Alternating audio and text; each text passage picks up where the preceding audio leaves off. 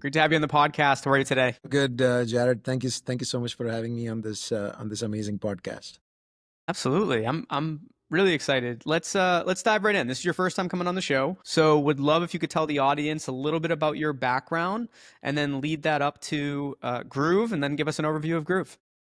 Yeah, my background came to US to do my master's in '99. Did my master's in electrical engineering. Joined Cisco Systems. Spent 10 years there. After Cisco, I joined another company called Emerson Network Power. Back then, now they're known as Vertiv in the data center space. Left Vertiv in 2012. Started a company called Rahi Systems with two other co-founders and grew Rahi Systems to about $500 million in revenue until its acquisition in 2022 by a Fortune 200 company called Wesco. Took a little bit of a break after that and started last year, February of 2024, this company called Gruve, really focused around helping enterprises adopt AI. What does AI mean to them? How does AI help them in their business? That's the focus area. And it's all about how do we deliver these outcome-based business model and services. So that's been our focus. And this is my favorite question to always ask. It's like, what is something about Groove that you wish more people knew? That's a very good question. I think one thing about Groove that I would like to make sure like our customers, partners, and even internally our team understands is we bring a lot of depth and expertise in enterprise space. A lot of times the depth and expertise in enterprise space is not very well communicated. We are about a 500 people strong company. All those 500 people are domain experts, very unique. They understand the customer's business environment, and they also understand how to apply AI within that customer's business environment. Now, when I was researching Groove, I noticed that you're across multiple different industries, right? Is there any particular industry early on? I know you work across, and if if you want to share a few of the industries, we would love to hear that. But were there any particular industries early on that you gravitated towards even before branching out to the other ones?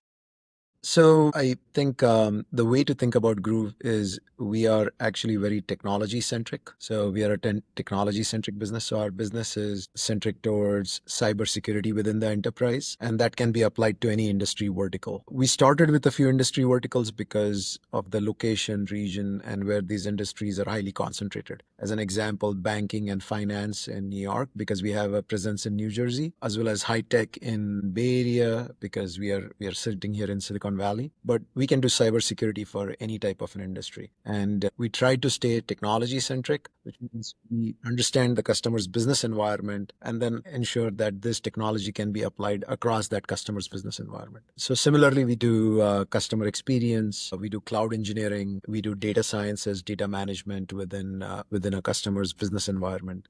And then on top of that, we layer everything with AI. So we can make sure like when we deliver the service, we are using a lot of AI and we can enable AI within the customer's environment. So within the enterprise today, what's your initial advice? Like, I know more enterprises than ever before have adopted AI solutions. There are still many that are probably behind their competitors and others out in the space. What's your like first 90 days advice for anyone that has fallen behind and not implementing AI within these enterprises? What's your advice for those first 90 days to get started? Yeah, enterprises are fairly complex. Enterprises understand very well what their enterprise delivers as value, right? So a bank knows really well how to lend money. An insurance company knows very well how to give car insurance. What enterprises usually struggle with is all the underlying technology stack that they need to use. AI is not just complex, but also AI is changing every day. Every day we have new things in AI that are coming up. And this is a very fast shifting landscape. One of the advice that I would share with CXOs across enterprise is first is enable learning across your executive leadership, and then enable training or coaching for your board, right? So get your board to understand what AI means within the business, do those workshops with your board to constantly coach them, and then similarly do the workshops with your executive team to understand what AI influences within their business. And the core constructs of AI are the ones to focus on, not which agent is the flavor of the day or what do we do with X, Y, and Z, right? And I think that is the basic understanding within enterprise today that I feel is lagging. If you talk to six different people in an executive leadership team and ask them what AI means to them or what AI means to their company, you're likely going to get six different answers. So let's get that down to three, and let's get that down to a one single answer so everybody knows what AI means to their business. So I always joke about this with people, but now you go away for 2 days, you come back, you're going to have to do a little research to see, like, even in 2 days, what advancements in AI have come out today, right? Some new model put something out a week later or less than a week later, another model is coming out with something better. Um, how do you personally stay on top of all the changes that are happening in the AI landscape? Yeah, that's a great question, Jared. And I think the technology industry is known for creating some of these cycles and then the confusion within the hype cycles, right?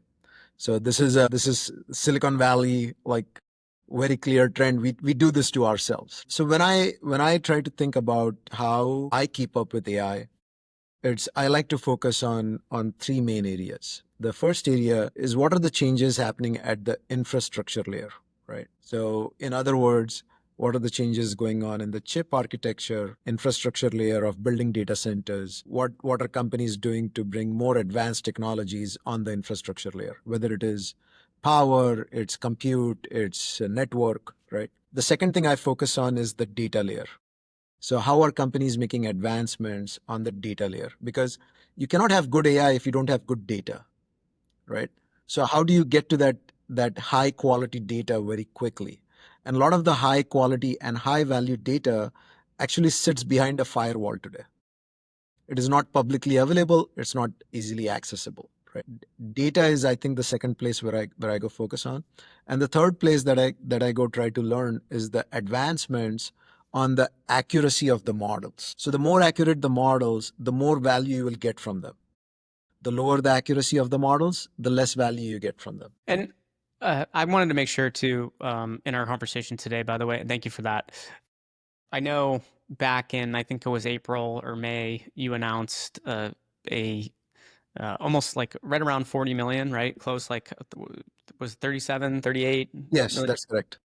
So congratulations, first off, huge. Would love to hear, a couple maybe of the firms that participated and what like the use of proceeds kind of will go towards, like, how does this continue to help you move forward? Where will you be investing in? Would love to hear that from you. Yeah, Jared, thank you. So first of all, we're very lucky that we continue to be able to raise funding within the current environment.